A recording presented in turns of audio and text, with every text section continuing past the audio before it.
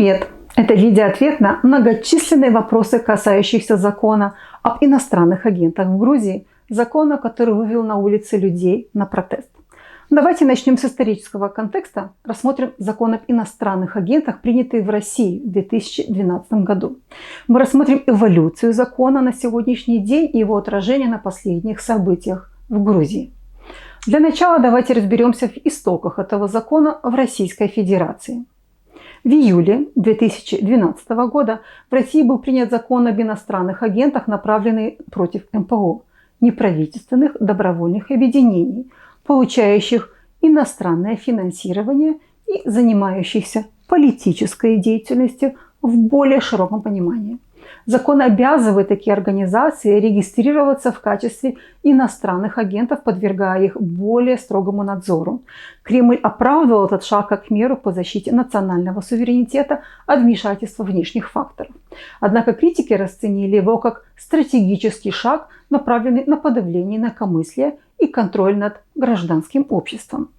Несмотря на то, что в 2014 году, например, постановление Конституционного суда Российской Федерации напрямую исключило экологические группы из сферы действия закона об иностранных агентах, тем не менее десятки организаций, работающих в экологической сфере, были принудительно включены в список иностранных агентов.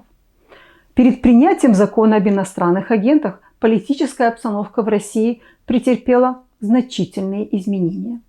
Под руководством Владимира Путина, который стал президентом Российской Федерации в 2000 году, правительство постоянно усиливало контроль над средствами массовой информации и гражданским обществом. Многие НПО и СМИ получали доступ к иностранному финансированию, что позволяло им действовать независимо от официальной политики российского правительства. Эта независимость была встречена в Кремле с недоверием, поскольку была рассмотрена как угроза для власти. Таким образом, был осуществлен контроль или влияние на большинство средств массовой информации, такие как телевидение и газеты, сокращая плюрализм и независимость прессы. Кроме того, были введены ограничительные законы и ограничения на гражданское общество, включая НПО и СМИ, ограничивая их возможности и свободу выражения. Таким образом, Россия стала известна как страна с контролируемой государством прессой и ограничением активизма и политической оппозиции. Закон об иностранных агентах был введен в рамках более широкой кампании по борьбе с инакомыслием и иностранным влиянием. Сторонники закона утверждали, что он необходим для защиты Российской Федерации от иностранного вмешательства и обеспечения прозрачности. Они утверждали, что финансируемые из-за рубежа НПО выступают в роли агентов иностранных держав, стремящихся дестабилизировать обстановку в стране и подорвать ее суверенитет. Закон сразу же подвергся широкой критике со стороны оппозиции. Организации гражданского общества осудили его как попытку подавить диссидентство и подорвать их законную деятельность.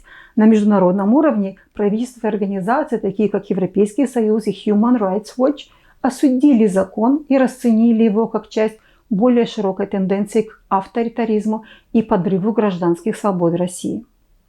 Введение в действие закона об иностранных агентах оказало охлаждающее действие на гражданское общество. НПО и средства массовой информации были подвергнуты усиленному наблюдению, что снизило их способность свободно действовать и заниматься политической и социальной деятельностью. И это правильно, вы скажете. Я с вами соглашусь, потому что и в Молдове у нас часто не хватает прозрачности в предоставлении и управлении средствами гражданского общества. Однако в Российской Федерации началось преследование НПО, и многие из них были вынуждены закрыться. Те, кого называли иностранными агентами, понесли серьезный ущерб своей репутации. Эти организации были помечены и стигматизированы в средствах массовой информации как подрывные по отношению к суверенитету государства. Это создало атмосферу страха и неопределенности среди членов гражданского общества. Многие иностранные доноры отозвали финансирование организаций, признанных иностранными агентами, из-за связанных с этим риском. Оно снизило способность этих организаций эффективно функционировать и поддерживать свои цели. С течением времени закон был расширен, чтобы еще больше ужесточить ограничения в отношении неправительственных организаций и альтернативных медиаканалов, а также увеличить штрафы за несоблюдение закона. С 2012 года российское правительство приняло ряд законов, ограничивающих свободу слова и права человека. Среди них закон 2013 года о борьбе с пропагандой гомосексуализма, закон 2015 года о борьбе с нежелательными организациями и закон о суверенном интернете 2019 года. Официальная точка зрения властей о необходимости принятия этого закона заключается в защите российского сегмента сети от внешних угроз, в том числе от отключения от всемирной паутины и кибератак. Эксперты правозащитной организации основной целью закона считают контроль, цензуру и изоляцию российского сегмента интернета, признанной поставить под контроль крупнейшие веб-компании страны. Каждая из этих мер продолжает подавлять гражданское общество и ограничивать политические свободы в России. 14 мая 2024 года парламент Грузии проголосовал за принятие закона, который обязывает все организации, получающие более 20% финансирования за рубежа, зарегистрироваться в качестве иностранных агентов.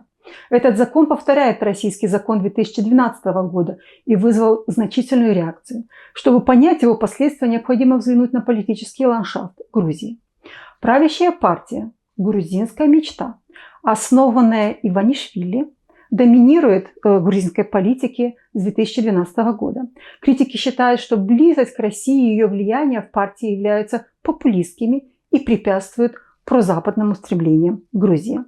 Партия, заявляющая о стремлении интегрировать Грузию в Евросоюз и НАТО, в то же время придерживается авторитарных тенденций и все больше сближается с Российской Федерацией. Предлагаемый закон об иностранных агентах многие рассматривают как часть более широкой стратегии по сохранению власти правящей партии. Новый грузинский закон требует, чтобы МПО, СМИ и другие учреждения, получающие более 20% финансирования из иностранных источников, регистрировались как организации в интересах иностранных держав. В случае несоблюдения закона будут применяться жесткие санкции, такие как штрафы и ограничения на деятельность, аналогичные российской модели.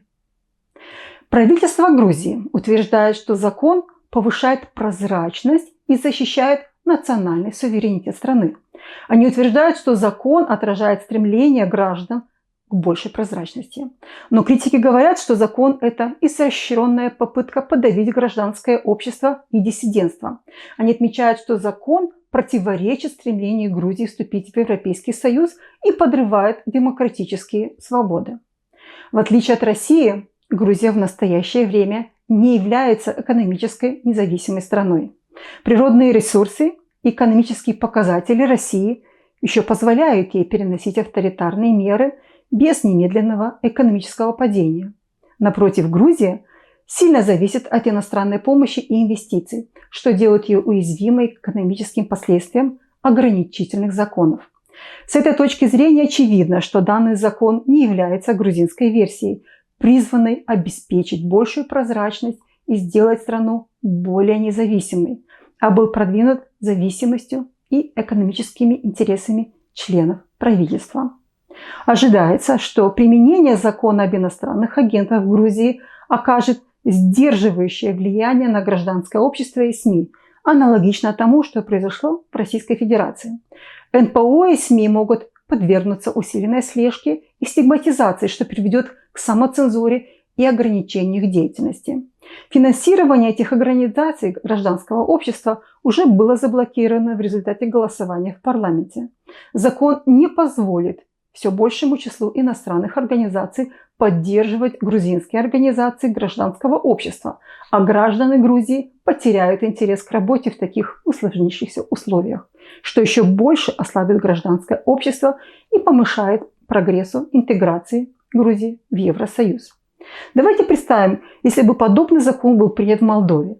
Без поддержки и участия НПО и внешних доноров в социальных проектах и проектах развития Молдова может столкнуться с рядом серьезных проблем. Гражданское общество играет важную роль в обеспечении удовлетворения потребностей наиболее уязвимых слоев населения и защиты их прав. Без этого участия социальное неравенство, бедность и социальная изоляция могут усилиться, А прогресс в таких областях, как борьба с насилием, продвижение демократии и прав человека, социальная интеграция, повышение жизнестойкости и поддержки предпринимательства, может стагнировать или даже регрессировать. Пришло время спросить себя, как бы выглядела Молдова без этой поддержки? Мрачная картина, не правда ли? Закон об иностранных агентах в России создал прецедент, и его последствия мы уже можем наблюдать. Оба закона направлены на контроль гражданских свобод и демократических принципов. Правящая партия «Грузинская мечта» победила на выборах с проевропейской риторикой, а теперь это привело к тому, что тысячи людей вышли на улицы протестовать. Правительству удалось частично подавить эти протесты с помощью жестокого вмешательства полиции. Если у вас есть дополнительная информация или вы хотите высказать свое мнение, пожалуйста, сделайте это ниже в комментариях. Мы продолжим рассказывать об этом, а вы уделите, пожалуйста, минуту и поразмышляйте, насколько мы, каждый из нас, готовы защищать наши ценности, нашу демократию и наши основные права. Задумайтесь и напишите в комментариях, потому что молчание и бездействие может быть воспринято как согласие и соучастие с тем, что нас окружает. Пока-пока и до встречи.